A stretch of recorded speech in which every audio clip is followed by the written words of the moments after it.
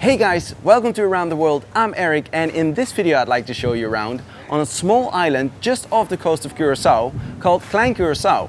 And like most small islands, you can only get there by boat. This boat. Let's go. While the sun slowly rises and clouds fade away, I'd like to tell you something about this beautiful uninhabited island. Klein Curacao is known for its beautiful turquoise waters and widely stretching pearl-white beaches. As you can see here on the animated billboards, the island is located a little 8 miles southeast of the coast of Curacao. But there's more to see on this small island than just its beautiful beach. This is the iconic lighthouse of Klein Curacao, built in 1879, abandoned but still functioning. I'll show and tell you all about it later. And of course, Klein Curacao's famous shipwreck will get very close and wet. But first, we need to get to Klein Curacao, and we do so at 6:45 in the morning with this boat, the Mermaid. A strong boat that can easily carry many people and handle some serious waves during this 2-hour boat trip. But first we leave Fisherman's Pier, cross the Spanish waters, enjoy some beautiful yachts on the left before we enter the open sea. If you, like me, forgot your sea legs, don't worry. Just keep your eyes on the horizon or occasionally feed the fish. Trust me, the reward at the end is totally worth it. A small island appears on the horizon, and the best part of this trip is about to begin. We enter Klein Curacao's crystal clear turquoise waters. The boat slowly maneuvers through the shallow water and its reef, turns and gets docked on a secured pole on the island. No jetty here, but there are several ways to set foot on land. To get to the island, you can step into a motorized rubber boat that drops you right off at Klein Curacao's white sandy beach. But if you can't wait to get into this clear water, you can jump right off the boat's first deck and swim ashore. Swimming, by the way, is the best way to get rid of your seasickness. And whether it's because of this quick cure or the loads of fun, lots of people choose this second option. And the best way to get off this boat? Jumping off its upper deck, of course. Ready? 1, 2, 3.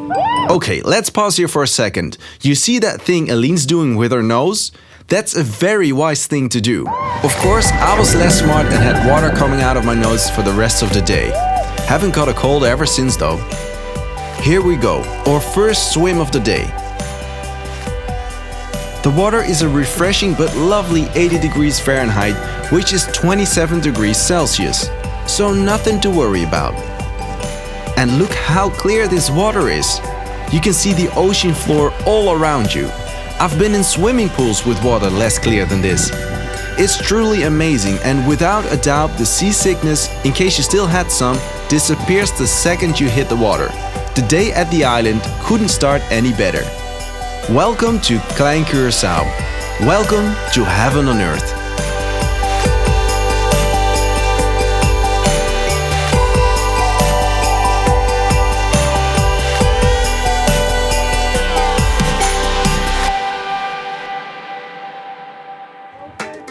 We start with a short briefing about today. Information about the toilets, the lunch alarm, I will tell you more about that later, the unlimited food and drinks that are available, and of course what to do and not to do on the island so everybody can enjoy its beauty and sustain its beauty by not littering the island, beaches and the sea. But first, breakfast. The breakfast consists of many different kinds of bread that are freshly prepared on the island. Of course, there's coffee available too, tea and many other refreshing drinks if you like. And it's not only breakfast time for us. I may have told you this is an uninhabited island, but that's not completely true. In fact, it has a lot of inhabitants. Thousands of them actually. They listen to the name lizards and crabs, and for them it's feeding time too. To make sure they don't get stepped on during breakfast, the lizards and crabs get thrown a little piece of bread themselves so they are not spread all over the floor at the beach house. Even travel dog cannot distract them from this breakfast feast. Time to enjoy the beach. Just take a moment to take its beauty all in.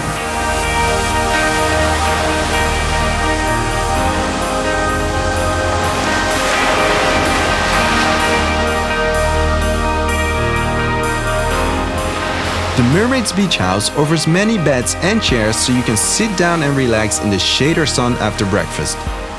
In front of the beach house there's a reef. With goggles provided by the mermaid, you can see all kinds of fish and even turtles. The beach stretches over 1,000 meters. If you like the feeling of being all alone on a remote island, just walk a little further and you will have the beach all for yourself. Now let's get a little higher. The tower of the Mermaid's Beach House lets you oversee the complete island in a full 360 panoramic view. From here you can easily see Klein Curaçao's famous lighthouse. And just a little further you see its rusty shipwreck. Can you spot it? You know what?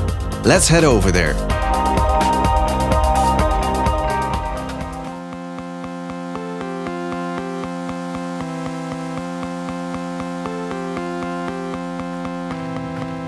It's just a small distance to walk from the Mermaid's Beach House to the lighthouse, but the feeling of the island completely changes.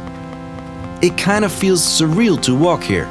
It's so quiet, you're in the middle of nowhere, it's pretty windy, it's always windy on this flat island in the middle of the Caribbean Sea, and suddenly there is this beautiful lighthouse standing there all by itself. It's like walking in a surreal painting. The 20 meters or 66 foot tall lighthouse tower is abandoned, but still functioning. The shipwrecks stranded on Klein Curaçao's coast stress the need of this lighthouse to still be functional. So at night it emits 2 white flashes every 15 seconds, warning ships not to come too close to its shore.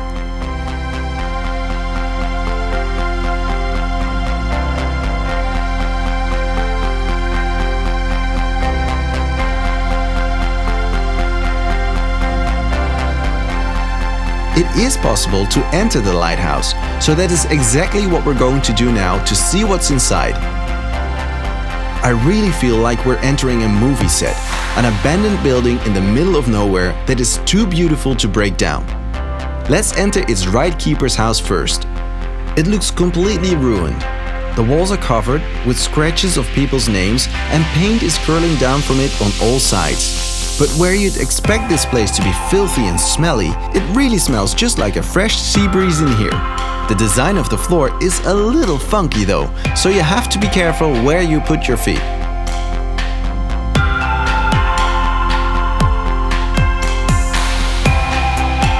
Here on the left is what once seems to have been the kitchen or bathroom. And on the right there's a space that leads to… well, let's not go there for now.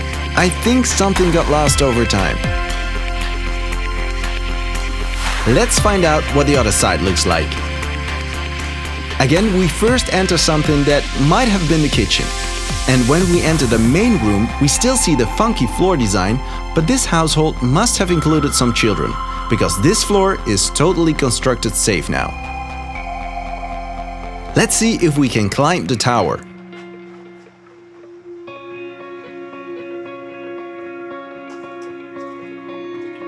When we enter the tower, the first thing that strikes you is its darkness. I have to take off my sunglasses to maneuver these super small steps. The strong winds whistle through the cracks and holes of the wooden window shields.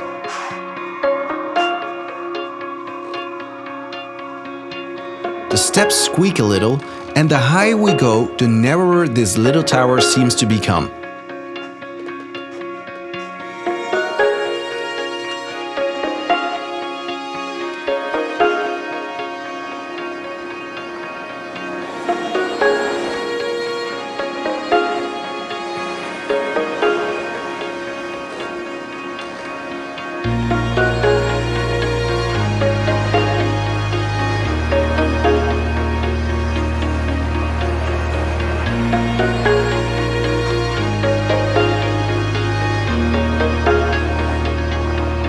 When we reach the top, the wind blows so hard inside through the open windows that you want to push yourself with your back against the wall not to get blown back into the staircase, taking the quick way down.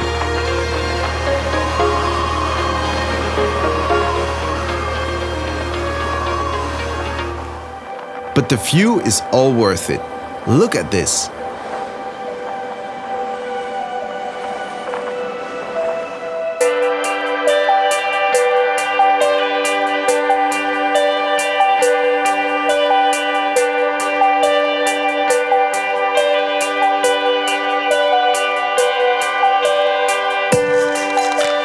I think we've seen all of what's left of the lighthouse now. Let's get out and go to the other side of the island. Let's head to the impressive shipwreck.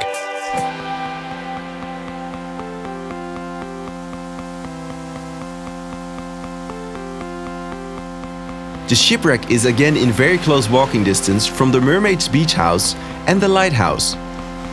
It's not a paved path anymore though, so watch your toes, especially when you're wearing flip-flops.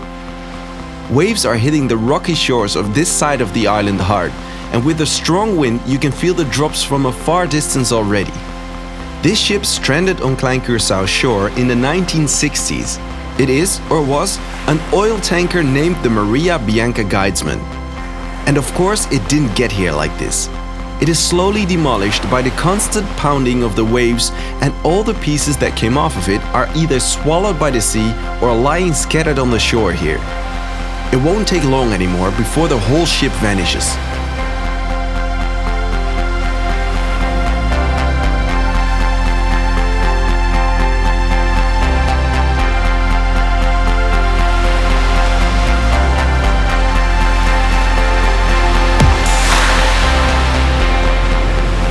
It's an impressive sight to see the forces of nature trying to get rid of this rusty giant.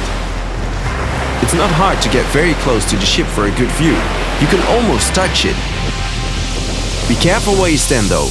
If you come too close, you can get pretty sure to get wet. And if you don't move after the first warning, you even get wetter. Let's head back to the Mermaid's Beach House. But wait, what do we hear there in the distance? Are these church bells? They absolutely are. When lunch is ready, these bells will ring. And no matter where you are on the island, there's no way you can miss this sound. Or miss lunch for that matter.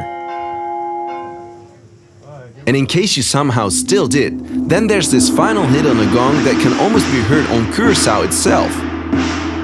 It's all just to make sure you're not leaving the island hungry. But Erik, what about the deaf people? Well, the lunch is being prepared fresh. So even when you're deaf, the smell of the barbecue must have given away that lunch is coming. Besides delicious spare ribs, hamburgers and tasty chicken, many different kinds of salads are prepared.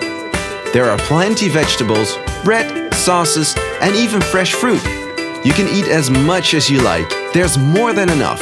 In fact, there's always a little too much, because the leftovers are used to feed the fish when lunch is over. So, grab your goggles when you're done eating and enjoy the hundreds of fish surrounding you in the sea when they are chasing the leftovers. After lunch, there's still plenty of time to enjoy the island. Explore its reef and beautiful clear water with its plenty colorful fish.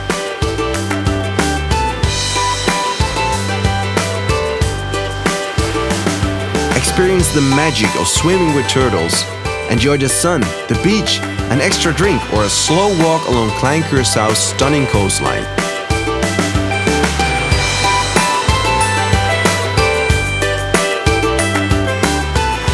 At 4 o'clock, it's time to leave the island. It's possible to take a shower to wash off the salt water and sand and jump in your comfortable regular clothing again. When you line up at the beach, a small rubber boat picks you up and brings you safely back to the Mermaid.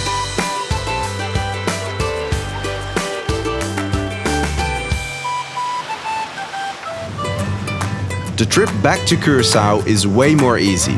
The ship moves way less because now you're sailing with the waves instead of against them. Traditionally, the ship's horn is honked when crossing the safe harbor of Santa Barbara Beach and Golf Resort.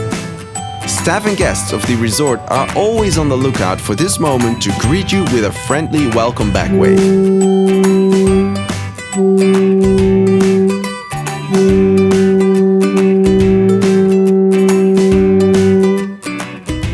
Welcome back to the inhabited world again.